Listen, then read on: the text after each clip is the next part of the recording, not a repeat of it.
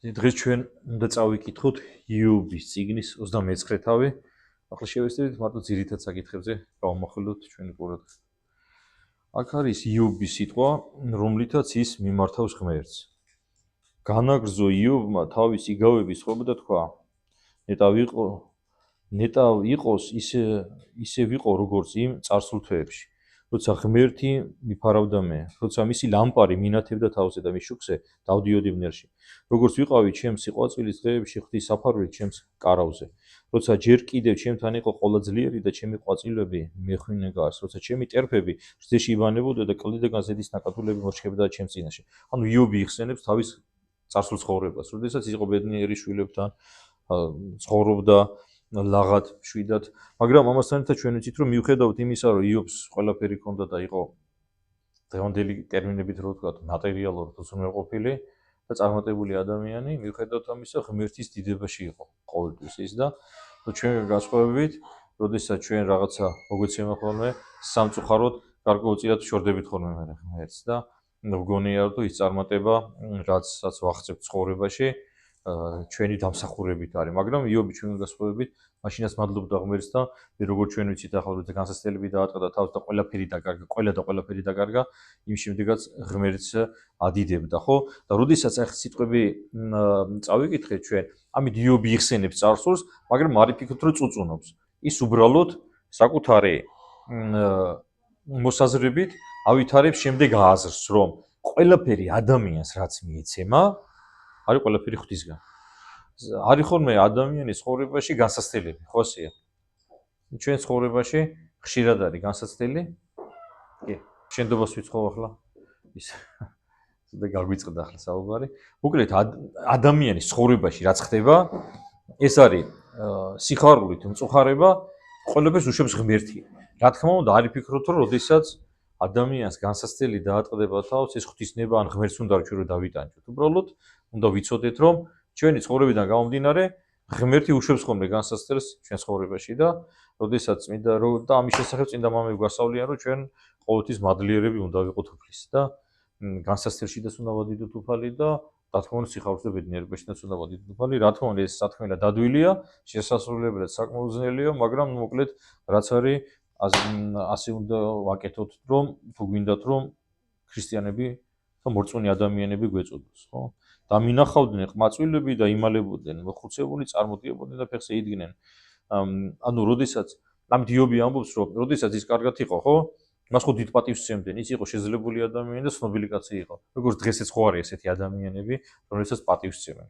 ნუ ახლა იობის ცხოვრებით მაცხოვრებელი ვინ არის ახლა ამ სამყაროში შეიძლება არის ვინმე, მე არ ვიცი, მაგრამ ალბათ არსებობენ. თავისთავად იარსებებენ, მაგრამ არიან ხალხი, რომელსაც პატივს სცემენ, ხო? ალბათ ჩვენ ყველას გვასწავლა, ალბათ კი არა ყველას გვასწავლებს ჩვენ, რომ როდესაც უფროსი შემოდის, ფეხზე უნდა ადგე, ხო ასეა? პატივისცემა არის ეს. შეიძლება ხისეულია თუ ღირსია, ხო რა უნდა გკითხო ვინმეს რა. შემოდის ადამიანი, უნდა ადგე და პატივი უნდა წე, დიდი იქნება, პატარა იქნება, მოგზალებით და ზრდილობიანად უნდა ესაუბრო. მაგრამ დღეს სამწუხაროდ რიგ შემთხვევაში ასეთი დამოკიდებულება ძველმოდურად ითვლება, მაგალითად მე მინახია, როდესაც პატარა ბავშვები შენობით გელაპარაკებიან ახლა და რა ვიცი, მე ცოტა ახლა ამ თემასთან დაკავშირებით ცოტა გაგვირებული ვარ ხოლმე რა, მაგრამ ნუ ფაქტი ესეა რა. მაგრამ დიდება უფალს არის შემთხვევები, როდესაც გაუცდები ახალგაზრდების თავაზიანობით და ზრდილობიანი ქცევით ახლა ასეთიც არის ახლა რა. ხო, ნუ მოკლედ ესაც ცოტა გადავუხვიეთ და ახლა გავაგრძელოთ თავანი კრიტს არ ზრავდნენ. ისე ხელი ქონდათ მიტანილი.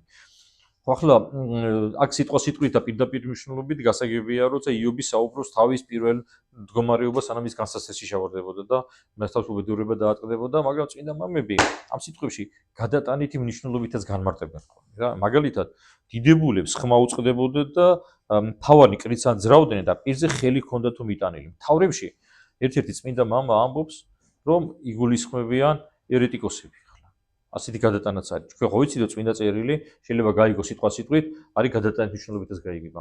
თავარნი, რომლებიც კრიტს აზრავდნენ და პირზე ხელი ჰქონდათ, როდის მიიტანენ ერეტიკოსები პირთან ხელს. როდის გაჩუნდება მათი ცუდად მეტყველება, როდესაც ისინი ღვთის სამართლიანობას წააწოდებიან, ხო ესეა. ამაწუთის სოფლის მთავარი ვის ეწოდება პირობითად, ბოროტსურს ეწოდება. ბოროტსურზე ვინ არიან დამორჩილებული ადამიანები, რომლებიც მისნებას აღასრულებენ. ეკლესიის წინააღმდეგ ბრძოლის სხვადასხვა მეთოდი არსებობს. ერთ-ერთი ყველაზე წარმატებული მეთოდი, რომელსაც იყენებს ეშმაკი იმისთვის, რომ ადამიანი ღმერთს დააშოროს, არის სურსავლების გავრცელება. ხოსია. სურსავლებას ავრცელებენ ერეტიკოსები, რომლებიც ცდილობენ ადამიანები ღმერთს დააშორონ და რითი შეიძლება ჩვენ როგორი საშუალებით შეიძლება ვამხილოთ ჩვენ ერეტიკოსები და მათ სრულ მადიდებლობას, როგორ შეიძლება ხელზე პირი ავაფაროთ, როდესაც ჩვენ მართალ სიტყვას ვიტყვით. ასეა. ასე რომ იობის სიმბოლო, იობის ცხოვრება სიმბოლურად ვის ცხოვრებას განასახიერებს? მაცხოვრის ცხოვრებასაც, ხო ასეა. და რა პარალელები შეიძლება გავაბოთ იობსა და მაცხოვარ შორის, ხო? იობი მართალი კაცი იყო და იტანჯებოდა. მაცხოვარი წმინდა, უბიწო, ხო ასეა, უცოდველი, განკაცებული ღმერთი ტანჯეს ადამიანები, ხო ასეა. ჯვარზე გააკრეს, ნერწყვეს, სანამ ჯვარზე გაეკრებოდა, ეკლეს ვირგინი დაადგეს, შორტით ცემეს, უმადურები იყვნენ ადამიანები, რომელთაც ყურნებდა, ხო?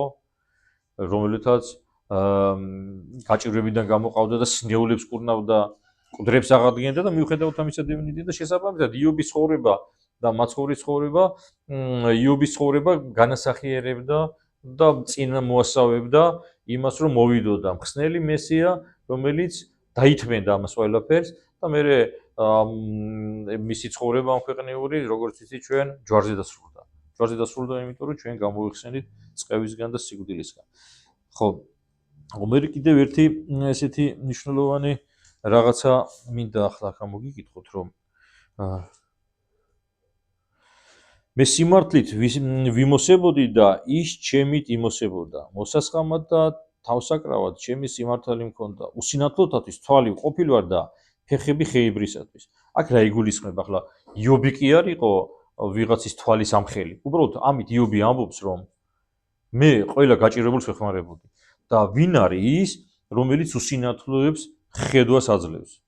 მაცხოვარი, ხო? ღმერთია, რომელსაც შეუძლია მოახდინოს სასწაული, ხო ასეა. როდესაც შეიძლება თქვენ ასეთ კითხვა გაგიჩნდეს, ხო იყვნენ ადამიანები, წმინდანები, რომელსაც სასწაულებს აღასრულებდნენ. კი ბატონო, იყვნენ, მაგრამ ისინი ვისი ძალით ასრულებდნენ ამას? ისინი თუ თქვენ წაიკითხავთ ახლა წმინდა ცხოვრებას წაგიკითხიათ, როდესაც რაიმე სასწაულს აღასრულებდნენ წმინდანები, ყოველთვის ამბობდნენ, რომ ეს ჩემგან კი არა, ღმერთისგან იყო და იობიც ამას ამბობს ახლა. გაჭირვებულისათვის მამა ყოფილ ვარ, უცნობისთვის საქმე გამომიძიებია, ავკათ და ანუ კიდევ ერთი ახლა შემდეგი მუხლია ძალიან საინტერესო, მე-17 სამხილებლად იმათთვის, რომლებიც ამბობენ, რომ ღმერთი მარტო სიყვარულია. ხო გაიგეთ თქვენ ასეთი რაღაცა. კი, რა თქმა უნდა, არც არავინ უარყოფს ამას, რომ ღმერთი სიყვარულია. ღმერთი არის არსება, რომელსაც ყველა ადამიანი უყვარს, ბოროტიც უყვარს სხვადასხვის, რო იცოდეთ, ეშმაკიც უყვარს უფალს და მისი ბოლო წყალობა არის სწორედ ის სამყოფელი, სადაც ის არის განწესებული ახლა რა. ეს ცოტა ისეთი ვრცელი თემა და მე სხვა დროს ვისაუბრებ, თუ როგორ არის ახლა ჯოჯოხეთი, ღვთის დიდი წყალობა ბოროტისთვის, ხო?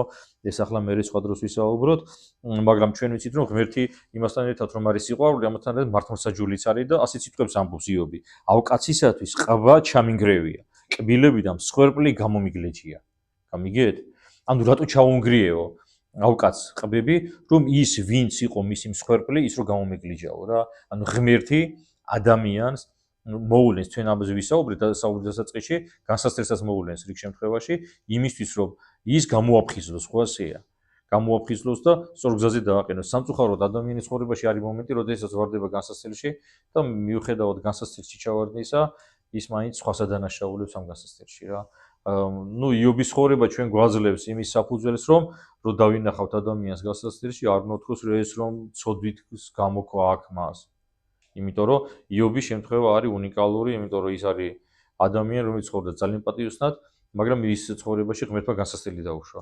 მაგრამ ჩვენ შემთხვევაში განსასწრელი ჩვენ ცხოვრებაში მოდის რაღაცა ცოდვის გამო. შეიძლება არიან ადამიანები, რომლებსაც განსასწრელს ულევს ღმერთი იმისთვის, რომ მათი რწმენა გამოცადოს და უფრო გააძლიეროს.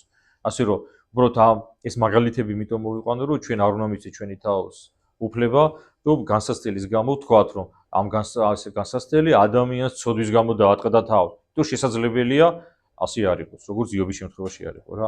ასე რომ ღმერთი, როდესაც უშვებს სამყაროში საშინელებას, არ იფიქროთ, რომ ეს მისი ნების გარეშე ხდება, მისი დაშვების გარეშე ხდება. ღმერთი უშვებს რაღაცა მიზეზის გამო. არის ხშირი შემთხვევა, როდესაც ჩვენ შეიძლება რაღაცა მაგალითი წინაში დაგვაყენონ, მოგვიყვენ რაღაცა მაგალითი და ჩვენ შეიძლება გაგვიჭირდეს პასუხის გაცემა, იმიტომ რომ თუ სინამდვილეში შედეგის რა მიზეზმა გამოიწვია, შეიძლება ვერ გამოიწვიოს. და შესაძლებელია რაღაცა ვთქვათ, ამით შეიძლება ცუდოში ჩავარდეთ.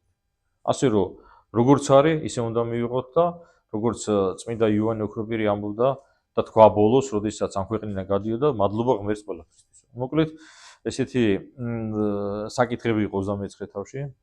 შეწევნით ახლა ჩვენ ეს ჩავიარეთ და ვერთმა მოგცეს ძალა, რომ მომავალ შაბათსაც შევძლოთ და გავაგრძელოთ იობის ძალიან საინტერესო წიგნის კითხვა. ამინ.